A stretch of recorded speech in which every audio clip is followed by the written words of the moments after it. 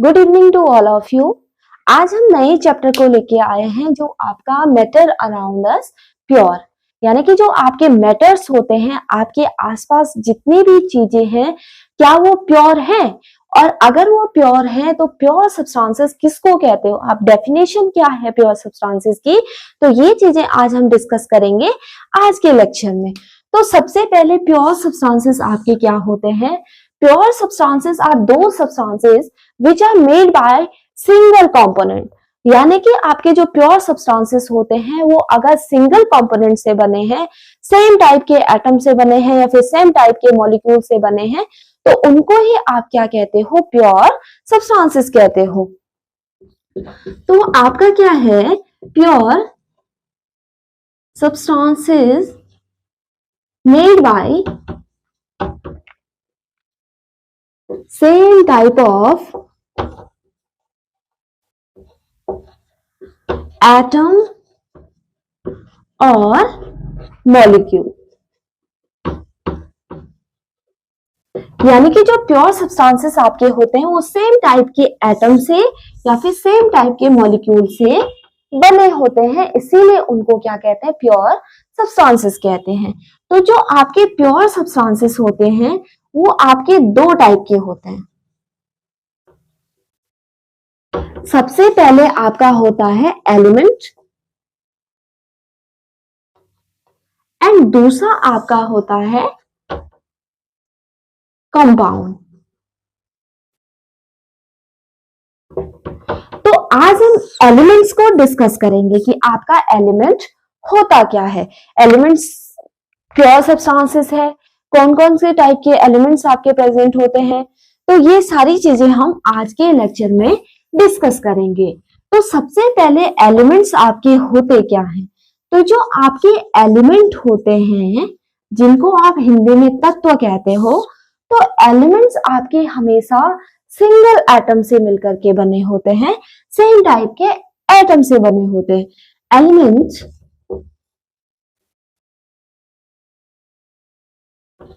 Made by single type of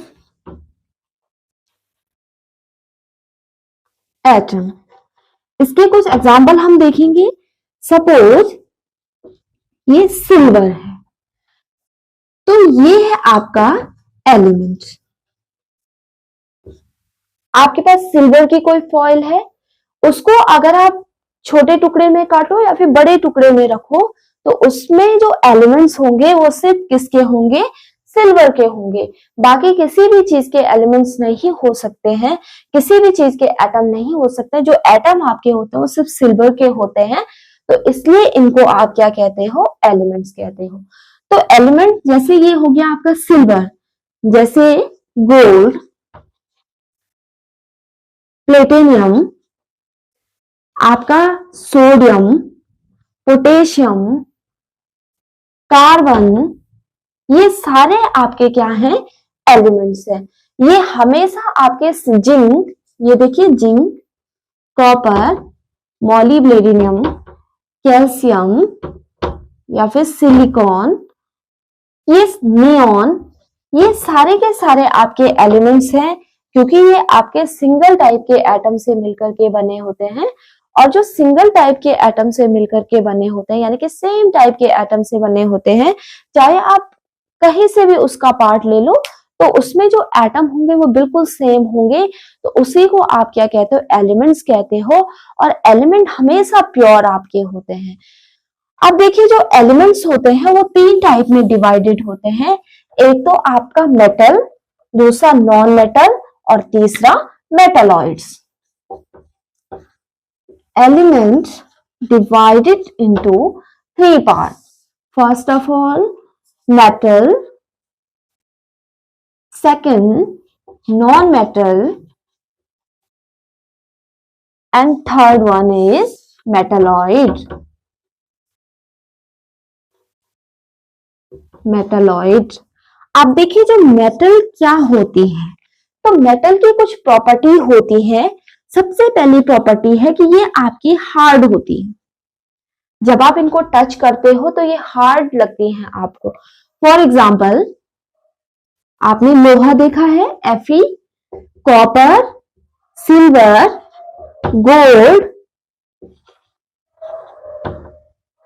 ये सारी आपकी क्या है, मेटल है। जिंक या फिर कोबाल्ट, ये सारी की सारी आपके मेटल हैं। सबसे पहले जब आप इनको टच करोगे तो आप देखोगे कि ये एक हार्ड नेचर की होती है। दूसरा, इनमें क्या होता है, ये आपके एक लशन नेचर शो करते हैं, यानी कि चमकदार होते हैं। इनकी अपनी अपनी क्या होती है, चमक होती है। जैसे आपको पता है गोल्ड आपकी येलोइश कलर का होता है, सिल्वर व्हाइट कलर का होता है, उसी तरीके से कॉपर आपका रेडिश कलर का होता है।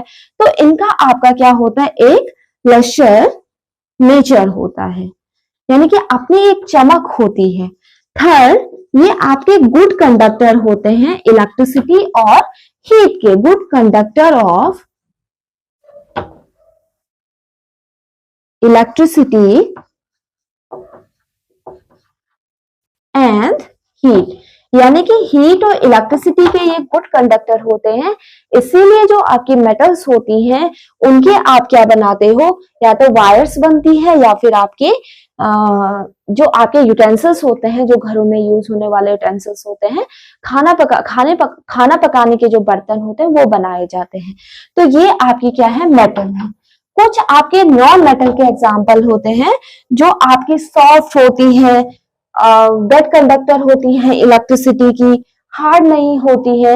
वो आपकी या तो गैसेस फॉर्म में होती है या फिर लिक्विड फॉर्म में होती है। जनरली मैक्सिमम आपकी गैसेस या फिर लिक्विड फॉर्म में होती हैं, तो उनको आप मेटल कहते हो, नॉन मेटल कहते हो। जिनके एग्जाम्पल है आपकी जैसे ऑक्सीजन, नाइट्रोजन हो गया, आपका कार्बन हो गया, बोरॉन हो गया।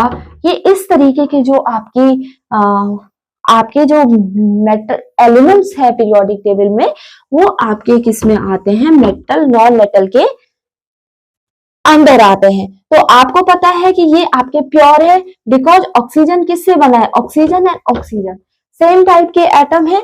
नाइट्रोजन भी आपके नाइट्रोजन के दो एटम से मिलके बना है, यानी सेम टाइप के एटम है।